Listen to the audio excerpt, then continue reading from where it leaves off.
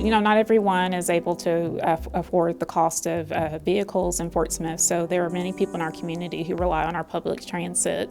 And one thing I noticed when I used to work at, used to work in the social service area as a caseworker, and I would have to drive my clients to bus stops because we only had one vehicle at the agency I worked for, so that required our clients to take the bus. And I would always feel really troubled if I had to leave my client at a bus stop where there was no bench or no covering, and you knew it was going to rain that day. So I had the opportunity when I began working for the church to propose what if we some way were able to help our transit department increase more covered shelters in our area. And actually before I did that, I reached out to our transit department and I spoke to Ken Savage and his head driver and asked why are there so few covered bus shelters in Fort Smith? And it turned out it was a money issue.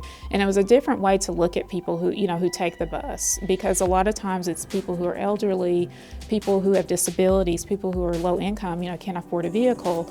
And taking the bus, it's not easy. It really isn't.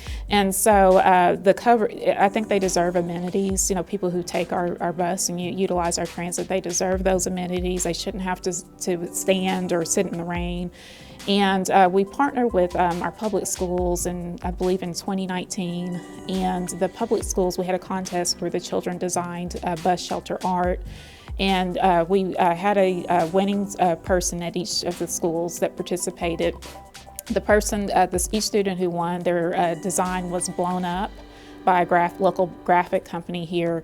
And so you can go around to some bus shelters and actually see art in the paint. Another thing we did in addition to the bus shelter is we gave funding so they could install bike racks. And they're really unique and they're shaped they look like large leaves. It's really unique, and it's another way to kind of add to our art, that you see around Fort Smith. We're well known for our murals that are really beautiful. And now, you can see art in our bus shelters, and then those unique bike racks that are leaf shaped. And so it's just another way we've given back. And it was unique because the transit had never had a church to donate to them. So they were really, really pleased and grateful to us to work with them.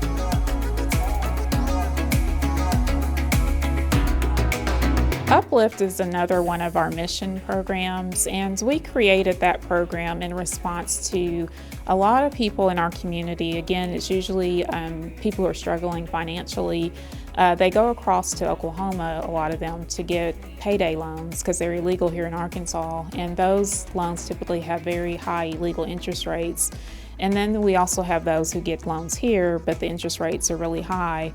So we decided to create a loan with a low interest rate for people who have emergency situations come up where they may not have the money up front, so your car breaks down on you, or there's a bill you can't pay.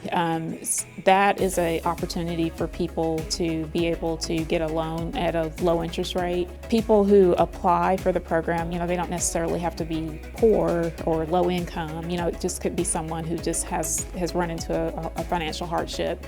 We do partner with CCOA, again, with this program, Credit Counseling of Arkansas. When people apply for the program, they do have to be employed. They do have to live in Sebastian County or Crawford County. And whenever they are approved for a loan, their loan repayment is set up through First National Bank. So when they repay their loans, they're repaying it through the bank. And let's say that they are getting a loan to pay for work on their car, that payment would go directly to the mechanic or their creditor. It doesn't go directly to the customer.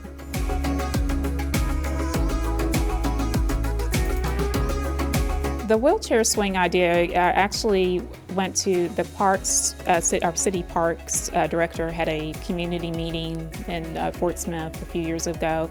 He was seeking public input about how to make our parks more inclusive. And I have a sister who's autistic, and of course a few of the members there had, I noticed there was a gentleman there, his son was in a wheelchair. So we gave input, and right around that same time I had attended a training called Building Healthy Communities in Northwest Arkansas, where they were giving participants different ideas about how to make communities more inclusive, and there was a special breakout session where they talked a lot about wheelchair swings. So it was great timing. I was able to talk to the parks director about possibly having a wheelchair swing at our park. Later, we met with our mission committee members, and I proposed the idea that what if the church sponsored a wheelchair swing in Fort Smith?